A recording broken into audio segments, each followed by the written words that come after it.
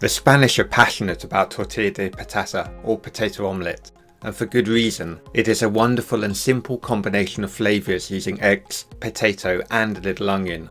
Villages, towns and cities organise annual competitions to recognise the best tortilla makers. The omelette is a meal in itself, served on fresh crusty bread, and is cooked at home and widely available in Spanish bars as a pincho or tapas.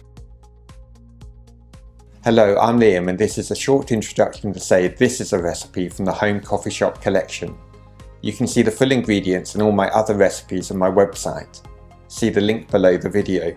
The recipes are ideal for anyone looking to find enjoyable ways to eat more nutritious food, whether for yourself or your family. The vital step in making a tortilla de patata is how the potato is cooked, gently fried in olive oil until it has a consistency similar to mashed potato. Start by peeling the potato in the usual way. The secret to a great tortilla is how the potato is chopped.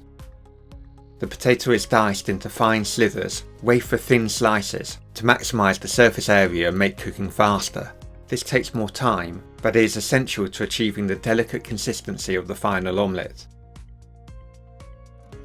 When done with the potato, chop the onions, or for this omelette, I substituted onions for sweet shallots.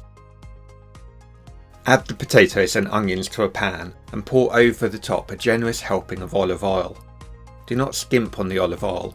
The potatoes and onions should almost be floating in it. This is important so that the potatoes cook through evenly. Sprinkle on a generous pinch of salt. To cook, place the pan on the hob with a high heat just until you hear the first sizzle of the oil, and well before there is any chance of the potato or onion browning. Then immediately turn the heat down low, cover the pan with a lid, and leave to gently simmer. Regularly come back and check the pan, stirring frequently to ensure an even cooking, and ensuring none of the potato pieces have stuck together.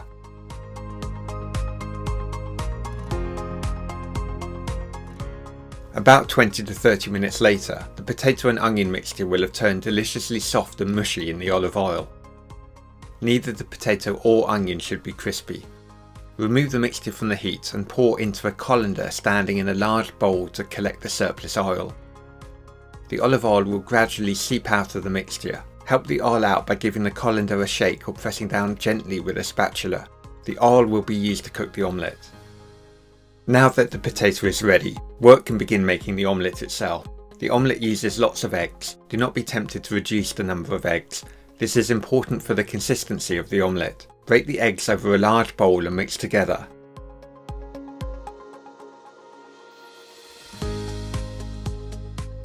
When done, pour in the potato and onion mixture.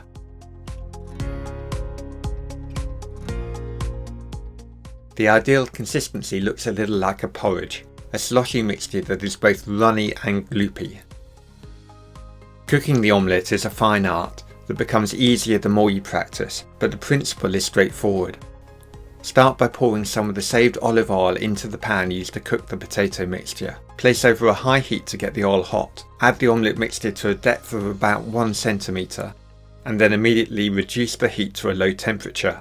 The idea is that the pan is hot enough to cook the base of the omelette, but not too hot so that it burns and sizzles.